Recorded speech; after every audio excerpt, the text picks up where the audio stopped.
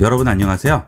포토샵을 통해서 여기 있는 이 강아지 사진에서 강아지만 선택을 하고 다음에 있는 이 컵 사진에 강아지를 간단하게 합성을 한 후에 이런 식으로 텍스트를 어우러지게 합성을 한 다음 사이즈를 조절해서 인스타나 SNS용으로 만드는 방법을 알아보도록 하겠습니다.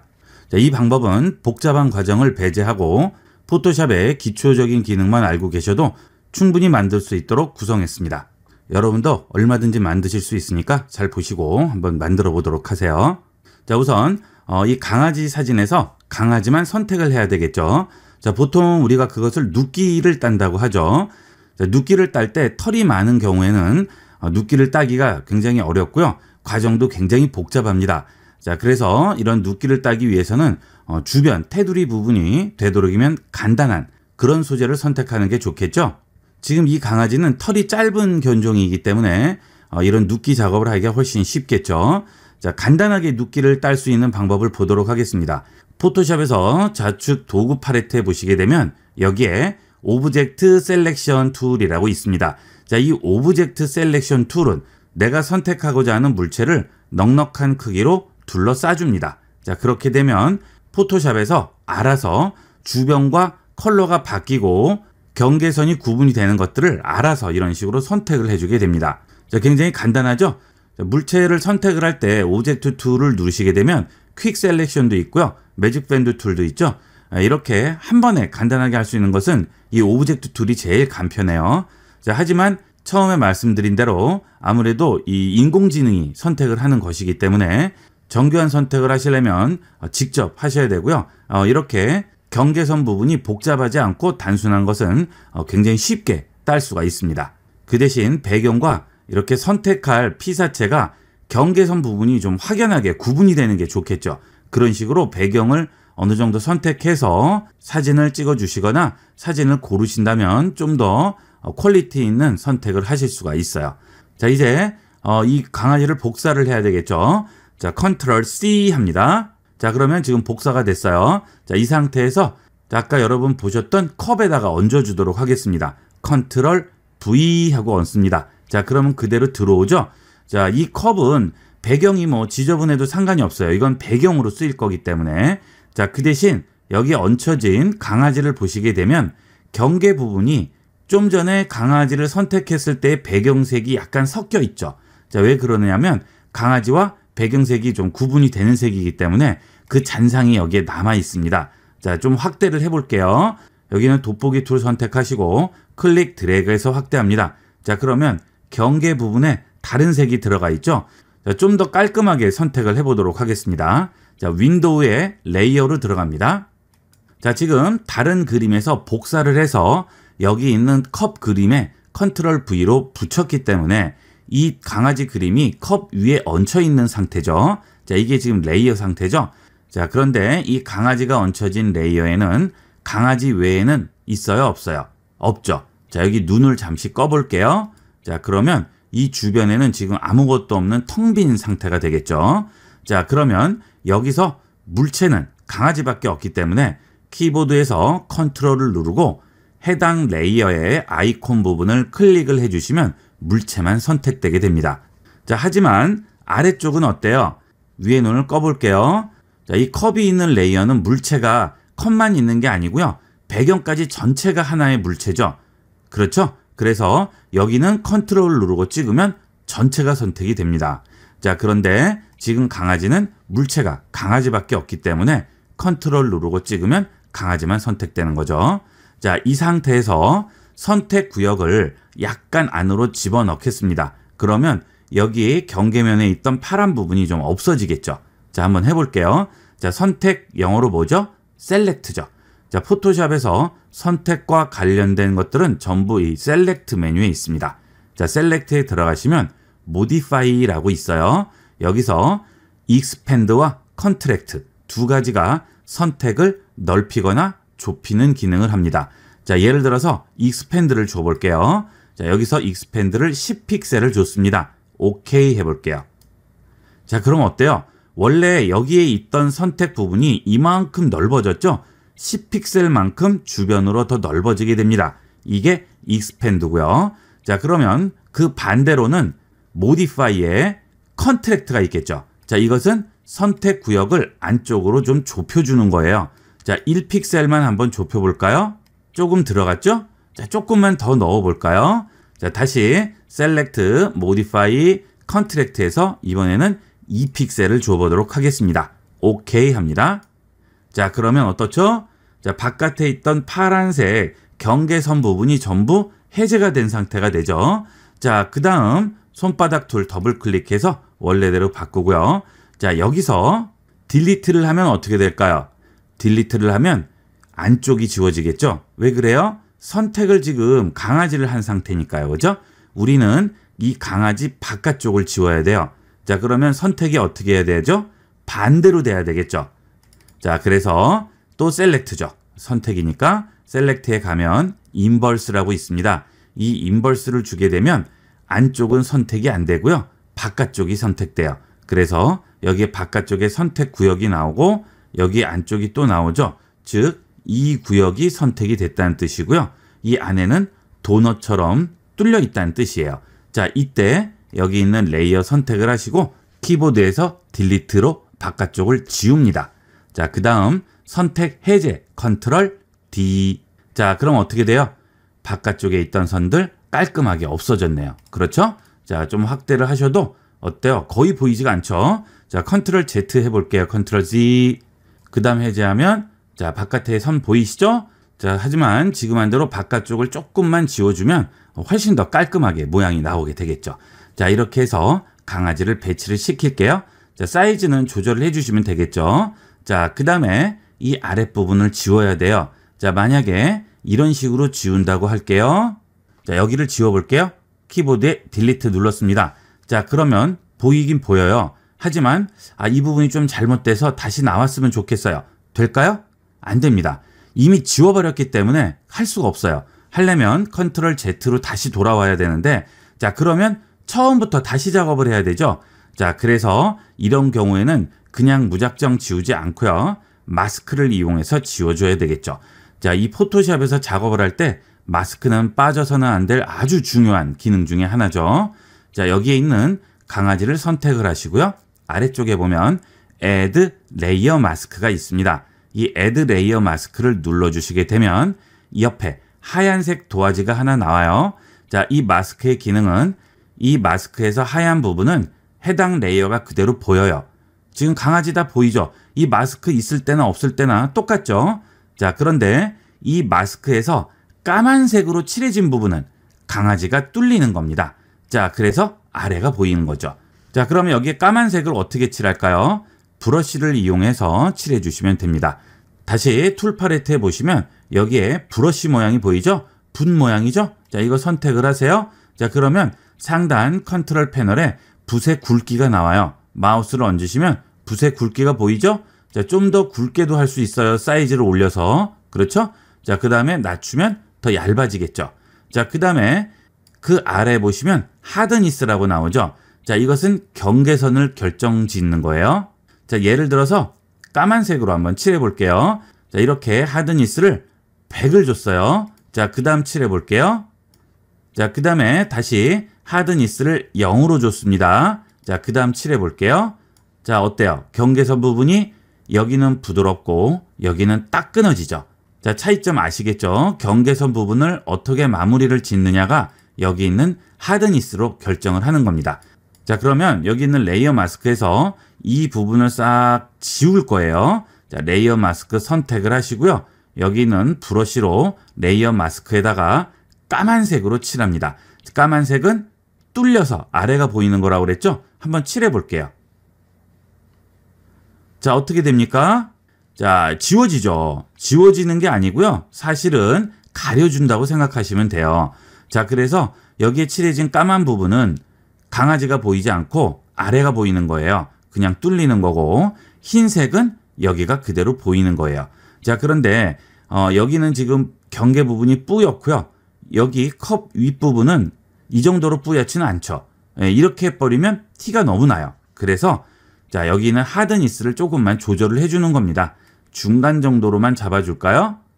자, 그 다음에 한번 칠해 볼게요. 이렇게. 자, 그러면 경계 부분이 거의 구별이 안 가게 비슷하죠? 자, 이렇게 해서 지워주도록 하겠습니다. 자, 물론 컵 경계가 뿌열 경우에는 여기서 하드니스를 더 올려줘야 되겠고요. 컵의 경계가 딱 떨어진다. 그럴 때는 여기 있는 하드니스를 좀 더 낮게 잡아줘야겠죠. 예, 그거는 여러분이 한두 번만 칠해보시면 금방 아실 수 있어요. 자, 확대합니다. 클릭 드래그해서 확대하고요. 자, 스페이스 눌러서 도화지를 움직일 수가 있죠.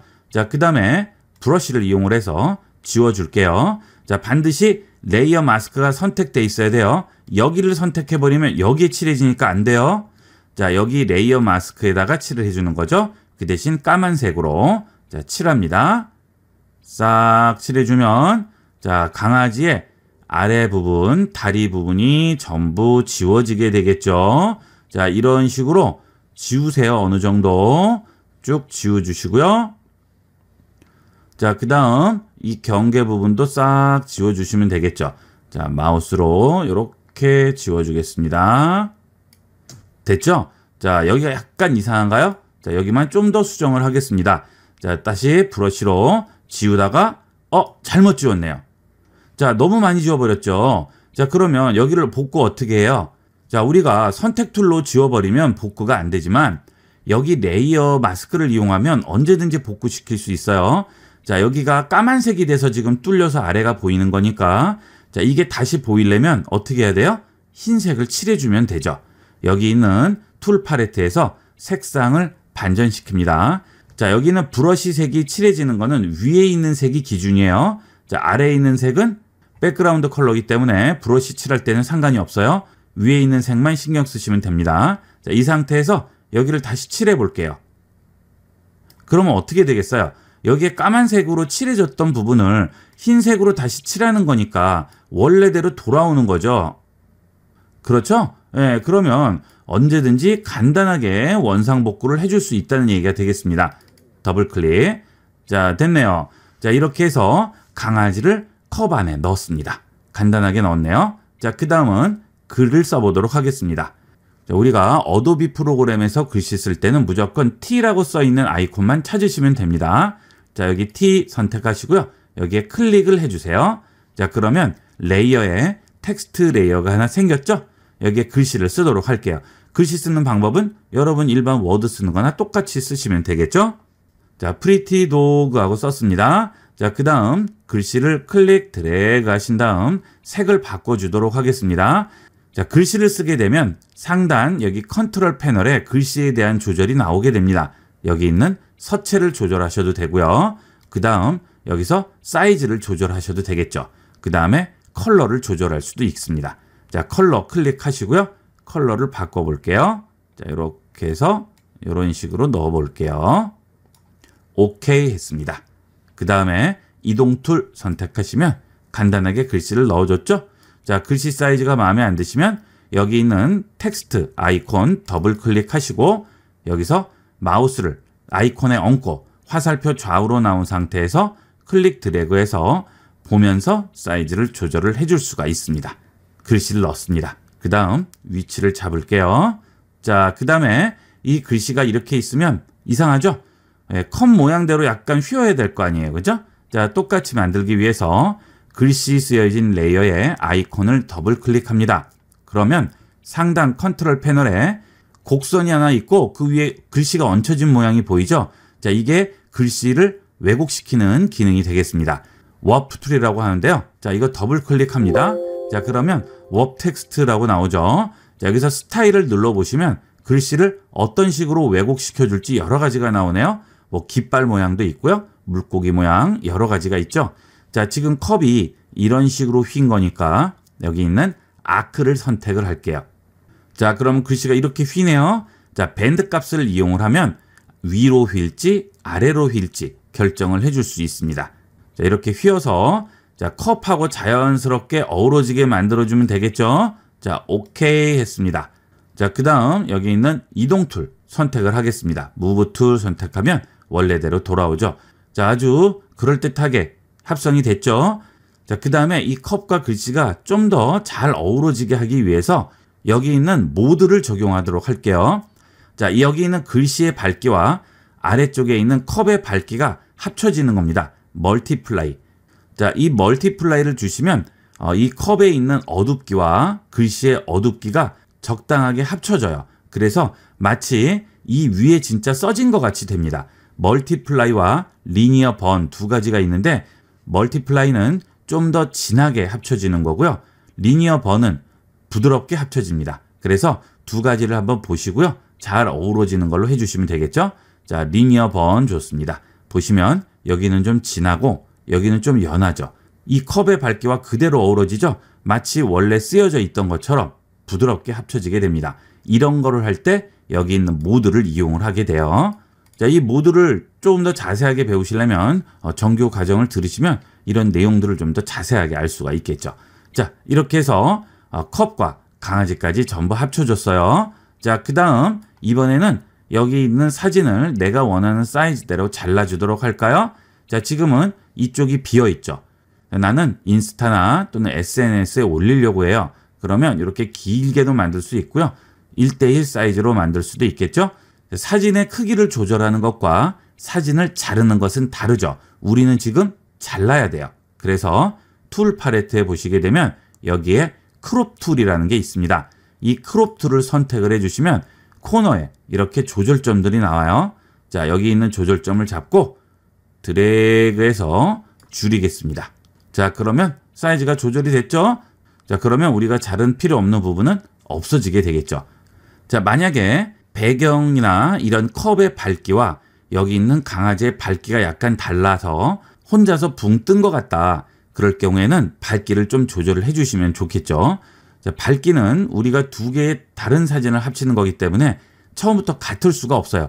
똑같은 환경에서 찍으면 밝기가 똑같겠죠. 하지만 지금 다른 환경에서 찍었기 때문에 밝기가 약간 달라질 수가 있습니다. 그럴 때는 밝기 조절을 해주시면 되겠죠.